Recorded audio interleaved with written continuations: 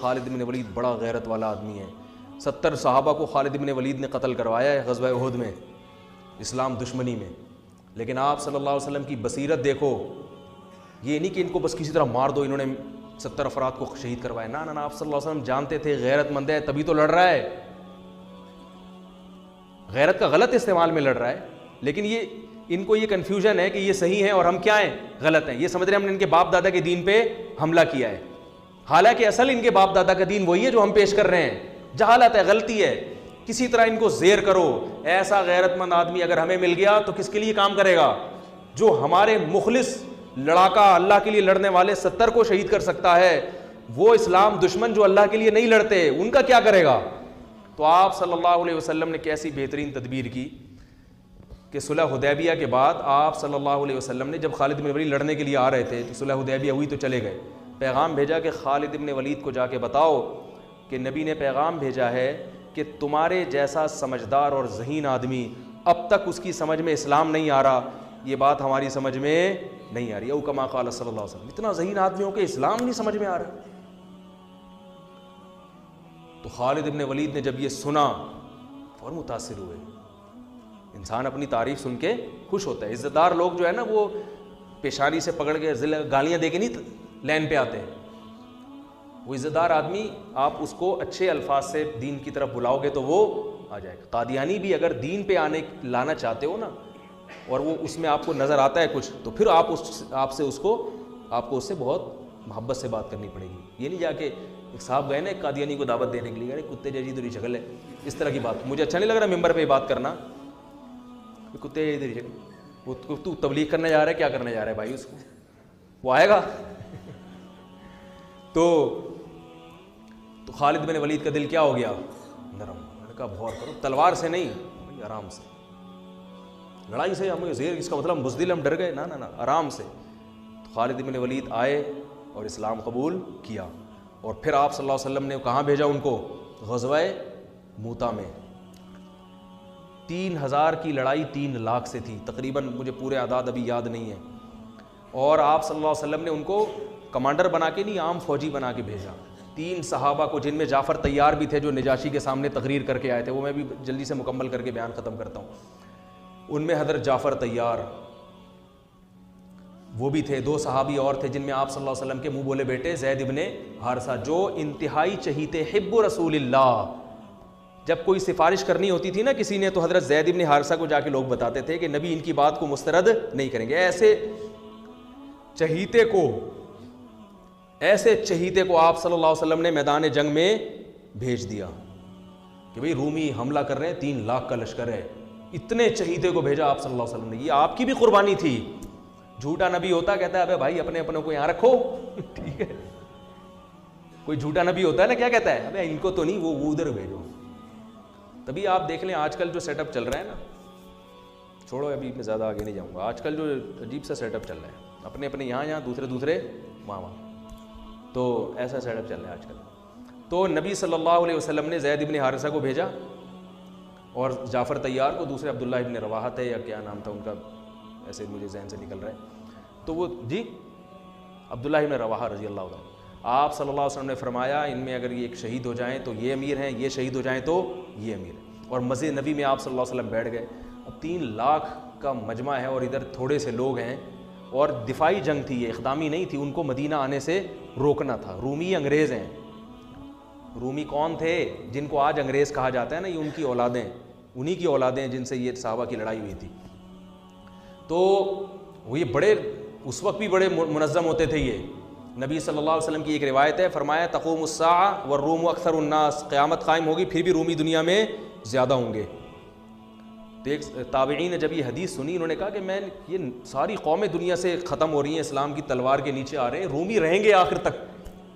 تو کوئی ان میں یقیناً کوالٹی ہوگی جس کی وجہ سے مسلمان ان کو قرب قیامت تک ہی, گورے تبھی تو دیکھو نا اب تک ہیں, اتنی بڑی بڑی طاقتیں ہیں. باقی روم اور فارس غائب ہو گئے, پتہ ہی نہیں کہاں. اتنی بڑی بڑی طاقتیں تھیں جو ان سے زیادہ مضبوط تھی رومیوں سے. تو انہوں نے جب اپنا خفیہ نمائندہ بھیجا نا کہ ان میں دیکھیں یہ کیا ان کی کوالٹی ہے جس کی وجہ سے یہ ایسی شکست نہیں ہوگی, ان کو ان سے جنگ رہے گی. تو انہوں نے یہ نوٹ کیا کہ ان کی کوالٹی یہ ہے. دیکھو صحابہ بھی سیکھتے تھے غیر مسلموں سے بھی, غیر مسلموں میں سے بھی سیکھتے تھے ان کے اندر کیا کوالٹی ہے تاکہ وہ کوالٹی ہم اپنے اندر بھی پیدا کریں, کون سی بات ہے ان میں. تو وہ سیکھنے کے لیے گئے, تو جا کے دیکھا تو انہوں نے رپورٹ جو بنائی, جو رپورٹ پیش کی وہ یہ تھی کہ ان کو جب شکست ہو جاتی ہے تو یہ دوبارہ لڑائی اس وقت تک نہیں لڑتے جب تک اس شکست کے اسباب پہ غور کر کے اس سبب کو دور نہ کریں. وہ غلطی دوبارہ نہیں دہراتے یہ. اب دیکھو امریکہ افغانستان میں آیا, رشیا والا اسٹائل نہیں ہے امریکہ کا, اس لیے کہ اس کو پتا تھا کہ رشیا جس اسٹائل میں آیا تھا طاقت اور قوت کے بلبوتے پر زمین پہ فوج اتار کے پٹھانوں سے پنگا لے لیا اس نے, ہے بھائی, اور پٹ کے واپس جا رہے. اب ہم لوگ تو مسلمان ہیں نا, صحابہ کے طرز پہ تو ہم چل نہیں رہے, ہم تو وہی غلطی بار بار دہراتے رہیں گے, کرتے رہیں گے. ایک دفعہ وہ پٹ کے آیا, اب جاؤ تم بھی پٹ کے آ جاؤ.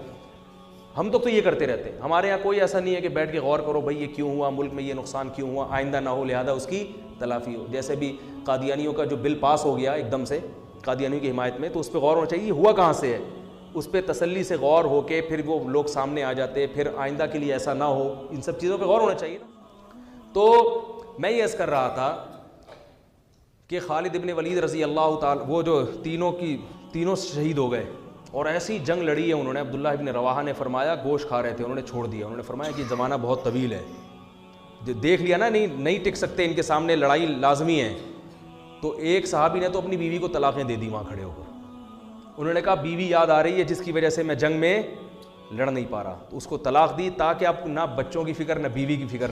اب کیونکہ لڑائی اتنی سخت تھی, ظاہر ہے کوئی ریشو نہیں بنتا نا, اتنے بڑے لشکر کو بھگانے کا کوئی تناسب ہی نہیں بنتا نا, کوئی جنگ کا کوئی کچھ تو ہو. تو اب تو ظاہر ہے صرف جذبہ ہی ہے اور بھرپور لڑائی ہے موت کی, تو وہ موت کی نیت سے تلوار لے کر کود پڑے. یہ ہیں صحابہ جن کو رافضی لوگ گالیاں دیتے ہیں, جن کو برا بھلا کہتے ہیں. تو تلوار لے کر میدان جنگ میں کود پڑے اور شہید ہو گئے, ان کو چانس ہی نہیں تھا. تینوں جب شہید ہو گئے ہیں تو لوگ پریشان ہوئے کہ اب کس کو کمانڈر بنائے. تو لوگوں کی نظر آئی خالد ابن ولید پر کہ یہ میدان یہ 70 انہوں نے وہاں اتنی زبردست جنگ لڑی تھی تو یہاں بھی لڑ سکتے. اور آپ صلی اللہ علیہ وسلم مسجد نبی میں بیٹھ کر صحابہ کو یہ پورا واقعہ سنا رہے ہیں. اللہ نے بطور معجزہ آپ کے سامنے پورا وہ جنگ کا واقعہ آپ کے سامنے رکھ دیا. آپ صلی اللہ علیہ وسلم نے فرمایا عبداللہ ابن رواحہ شہید ہو گئے, حالانکہ بہت دور تھا یہ مدینہ سے, اور آپ صلی اللہ علیہ وسلم کی آنکھوں سے آنسو جاری. یہ معجزے کے طور پر آپ نے بتایا. پھر آپ نے فرمایا کہ جعفر طیار شہید ہو گئے, وہ بھی شہید ہو گئے. انہوں نے جھنڈا ہاتھ میں لیا اور وہ بھی شہید ہو گئے. اور آپ صلی اللہ علیہ وسلم کی آنکھوں سے, جعفر طیار تو بہت زیادہ چہیتے تھے نبی صلی اللہ علیہ وسلم کو. حضرت علی کے بعد سب سے بڑا مقام اہل بیت میں حضرت جعفر طیار رضی اللہ تعالیٰ عنہ کا سمجھا جاتا تھا. تو آپ صلی اللہ علیہ وسلم نے صحابی کو خبر دی کہ جاؤ ان کی 4 بیویاں ہیں, ان کو جا کے اطلاع دو کہ وہ شہید ہو گئے ہیں. پھر ان کے بچوں کے سر پہ, ان کے چھوٹے چھوٹے یتیم بچے تھے حضرت جعفر طیار کے, ان کے سر پہ آپ صلی اللہ علیہ وسلم نے پیار کیا. اور آپ صلی اللہ علیہ وسلم ان بچوں کا پھر بہت خیال کیا کرتے تھے. تو وہ عورتوں کے رونے کی آواز آئی, بڑا دلچسپ واقعہ ہے. پھر آپ صلی اللہ علیہ وسلم نے منع کیا کہ ان عورتوں کو کہو کہ اپنی آوازیں پست کریں, گھر کی 4 دیواری سے آواز ان کی باہر نہ نکلے. بڑے خوبصورت جوان تھے حضرت جعفر طیار اور نبی کے چہیتے تھے. اور غزوہ بدر میں حضرت جعفر طیار کی بڑی قربانیاں تھیں. جب یہ آیا ہے نا کافروں کا لشکر بدر میں سامنے, اور کافروں کے سردار آئے کہ حل میں مبارز کوئی ہے ہم سے لڑنے والا, یعنی پہلے ہم سے لڑے پھر ہم دونوں میں سے کوئی قتل ہوگا تو پھر جنگ شروع ہوگی, ایسے بھی تھے. تو ادھر سے کون آئے, پہلے کچھ انصاری صحابی آئے. تو وہ جو ولید ابن عقبہ تھا نا, ولید ابن عتبہ, اس نے کہا نہ ہمیں اپنے جیسا چاہیے, ہمیں کیسا چاہیے, قریشی سردار ہونا چاہیے جو میرے مقابلے میں آئے, پھر لڑائی کا مزہ ہے. یہ وہ بہادری ہے جو کس میں تھی, بولو نا بھائی, عربوں میں. تو ادھر سے پھر حضرت علی آئے, حضرت جعفر طیار آئے, حضرت حمزہ آئے. ادھر سے بھی 3 آدمی ادھر سے بھی 3. تو اس نے کہا نام اکفاؤنا, ہاں یہ ہیں ہماری قوم کے, ہمارے جیسے شیر ہیں, بہادر ہیں, لڑنا جانتے ہیں, ان سے لڑائی میں مزہ آئے گا. اور پٹ گئے تینوں. تینوں کیا ہو گئے. تو ادھر سے حضرت جعفر طیار جب آئے نا, تو یہ تو بہادری کی بات ہے نا بھائی. ادھر 313 ادھر 1000, اور لڑائی ایسے شروع ہو رہی ہے کہ دونوں میں سے جب تک ایک زندہ ہے لڑائی شروع نہیں ہوگی. اور اس میں کتنا 50% چانس ہے نا اپنے شہید ہونے کا. اور سامنے سے بھی پتا ہے کہ بہادر ترین آدمی آیا ہے. کمزور ہو تو آدمی کہتا ہے میں جاؤں یار, میں بسم اللہ کروں, بلکہ اس میں بھی نہیں جائے گا, وہ کیا یار پٹ پٹا ہی نہ جاؤں میں. تو ایسے صحابی تھے جعفر طیار، اور وہ غزوہ موتا میں نبی کے کیسے چچا زاد بھائی شہید ہو گئے. تو آپ صلی اللہ علیہ وسلم کی آنکھوں سے آنسو بہہ رہے ہیں، اور آپ نے فرمایا کہ وہ بھی شہید. پھر آپ کے جو چہیتے، حب رسول اللہ، نبی کے چہیتے. حب کا ترجمہ اردو میں کیا ہوگا؟ چہیتا. کہتے ہیں نا بڑا چہیتا ہے، لاڈلا ہے، نبی کے لاڈلے، جن کو آپ صلی اللہ علیہ وسلم نے لے کے کئی سال پالا ہے. اتنی محبت دی کہ جب ان کے اصل باپ دادا آئے نا ان کو لے جانے کے لیے، تو انہوں نے کہا نہیں میں نہیں جاتا، میں ادھر ہی رہوں گا. اتنی محبت ہو گئی تھی. اطلاع آئی کہ وہ بھی شہید ہو گئے. تو اب آپ صلی اللہ علیہ وسلم نے فرمایا قد اخذ الرایۃ سیف من سیوف اللہ، اللہ کی تلواروں میں سے ایک تلوار نے جھنڈا ہاتھ میں لے لیا. اس میں اشارہ تھا کہ اب یہ تلوار ٹوٹے گی نہیں، کیونکہ یہ کس کی تلوار ہے؟ اللہ کی. اسی وجہ سے کہا جاتا ہے کہ خالد ابن ولید، حضرت خالد ابن ولید خود بتاتے ہیں کہ میں گھمسان کی جنگوں میں لڑا ہوں شہادت حاصل کرنے کے لیے، مگر کس پر میری موت واقع ہو رہی ہے؟ بستر پہ رو رہے تھے. فرمایا کوئی ایسی جگہ میں نے چھوڑی نہیں ہے جہاں مجھے شہادت نظر آئی ہو اور میں گھسا نہ ہوں اس میں لڑتے ہوئے، مگر موت کہاں آ رہی ہے؟ بستر پہ. علماء نے اس کی وجہ بیان کی ہے کہ جس کو اللہ کے نبی نے اللہ کی تلوار کہہ دیا ہو تو یہ اشارہ ہے کہ اس کو شہادت نہیں مل سکتی، کیونکہ شہادت کا مطلب کافروں کے ہاتھوں قتل، اور کافر نے اللہ کی تلوار کو توڑ دیا. تو یہ نبی کی بات کیا ہو جاتی؟ غلط. تو حضرت جعفر طیار حضرت خالد ابن ولید فرماتے ہیں کہ ہم نے صبح سے لے کے رات تک لڑائیاں لڑتے رہے ہیں، صبح سے لے کے. اس لیے کہتا ہوں اللہ کے بندوں کچھ ایکسرسائز کیا کرو، خدا کے بندوں. صحابہ کتنا اسٹیمنا چاہیے. میں یہ نہیں کہہ رہا تلواریں چلانے کے لیے ایکسرسائز کریں، پھٹنے کے لیے کریں، اس کے لیے آرمی ہے، فوج ہے. جہاد کرنا ہے، جنگ لڑنی ہے، کس کو جوائن کرو؟ آرمی کو جوائن کرو، ملک کی حفاظت کرو. اپنے ہی لوگوں پہ جا کے پھٹ جانا یہ جہاد بولو نا بھائی نہیں ہے. لیکن یہ تو پتہ چلتا ہے نا کہ جب ملک کو ضرورت ہوئی، جب دین کو ضرورت ہوئی لڑنے کے لیے، مذہب کو ضرورت ہوئی لڑنے کے لیے، تو لڑنے کے لیے کچھ گدے پہ بیٹھ کے لڑائی سیکھو گے کیا؟ اور صحابہ کا اسٹیمنا کتنا تھا. صبح حضرت خالد بن الولید تلوار کتنی بھاری ہوتی کہ آپ اٹھا کے دیکھیں، وہ جو تلواریں تھیں وہ یہ قصائیوں کی چھریاں نہیں ہوتی تھیں، اتنی بھاری بھرکم تلواریں. فرماتے ہیں صبح فجر سے لے کے رات مغرب تک ہم تلواریں چلاتے رہے، اور میرے ہاتھ میں 9 تلواریں ٹوٹی ہیں، 9 تلواریں. اتنے لاکھ مجمع کے ساتھ لڑنا، اور کہتے ہیں میں اتنا قتل کیا ہے بندہ میں نے کہ ان کا اتنا زور تھا مدینہ ہاتھ سے چلا جاتا. صحابہ کے مدینہ ہاتھ سے چلا، مدینہ کا دفاع تھا. یہ کہہ رہے ہیں اتنی تلوار چلی ہے کہ پھر وہ حضرت خالد بن جوش میں نا اشعار میں وہ پڑھا کرتے تھے. اور تو 9 تلواریں ٹوٹی ہیں، 9 تلواریں چلا چلا کے، تلواروں سے تلواریں مار مار کے ٹوٹی ہیں، پھر دوسری تلوار لیتے تھے.